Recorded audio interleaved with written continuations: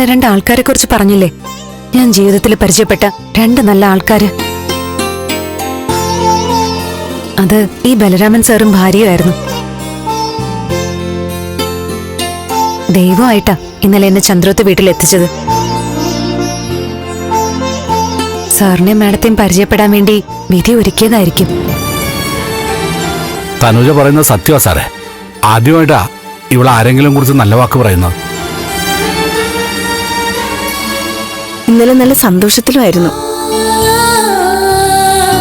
സ്വഭാവത്തിൽ നല്ല മാറ്റം ഉണ്ടായിരുന്നു. ഞാൻ ഏട്ടനോട് പറഞ്ഞിരുന്നു. ഞാൻ ഇന്നലെ രാത്രി മാഡത്തെ വിളിച്ചിരുന്നു. ചന്ദ്ര പറഞ്ഞായിരുന്നു. സാറിന് എന്നോട് എന്തെങ്കിലും ദേഷ്യം ഉണ്ടോന്ന് ഞാൻ മാഡത്തോട് ചോദിച്ചു. അതെന്താ?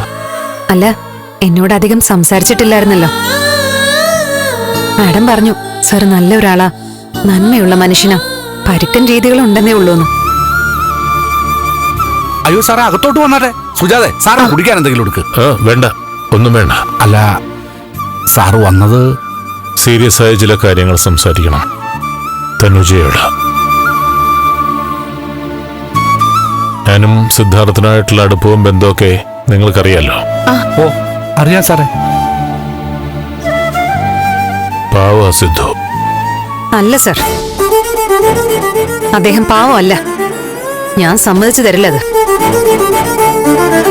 ഞാനൊന്ന് പറയട്ടെ. ഒരു മിനിറ്റ്, ഞാൻ തനുജയായിട്ടൊന്ന് സംസാരിക്കട്ടെ. വരൂ.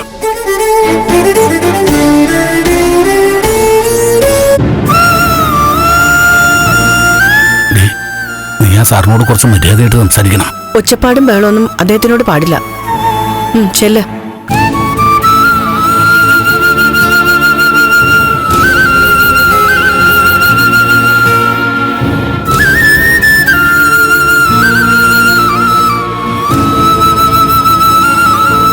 എന്താ സർ, പറയണം.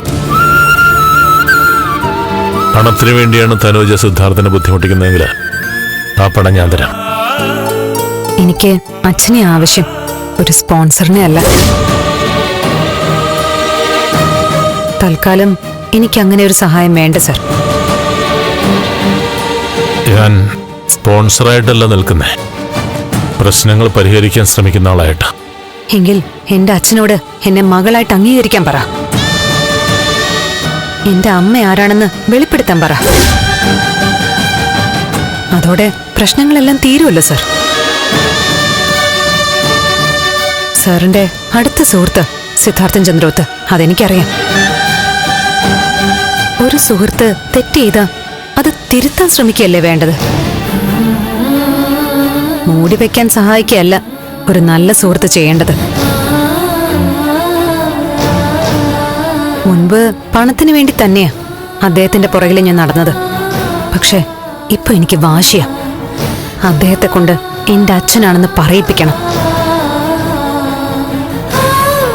മനുഷ്യൻ ഇത്രയ്ക്ക് ഭീരുവാകാമോ സർ? ഏതോ സ്ത്രീയെ പ്രേമിച്ച് പിഴപ്പിച്ചു, പ്രലോഭനങ്ങൾ കൊടുത്ത് വഞ്ചിച്ചു. കുഞ്ഞായാൽ ഏറ്റെടുക്കാനുള്ള ചങ്കൂറ്റം വേണം. വലിയ നേതാവ്, ഭീരുവാണ് അയാള്. ഒരു കുഞ്ഞിന് ജന്മം നൽകിയിട്ട് ഒളിച്ചിരിക്കുന്ന ഭീരു.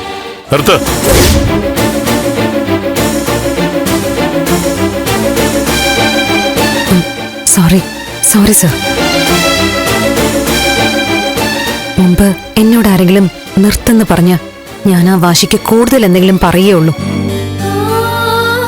പക്ഷേ ഇപ്പൊ എന്തോ സാർ ഇത് പറയുമ്പോ എനിക്ക് അനുസരിക്കാനാ തോന്നുന്നത്.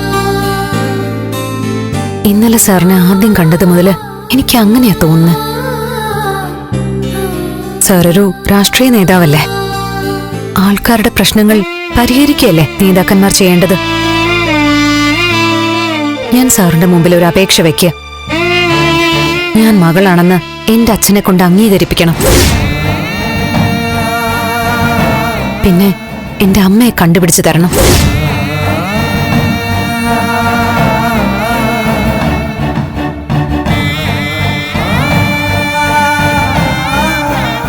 ഫ്ലവേഴ്സ് സ്മാർട്ട് ഷോ ശനി ഞായർ ദിവസങ്ങളിൽ രാത്രി 9:30 ഫ്ലവേഴ്സിൽ.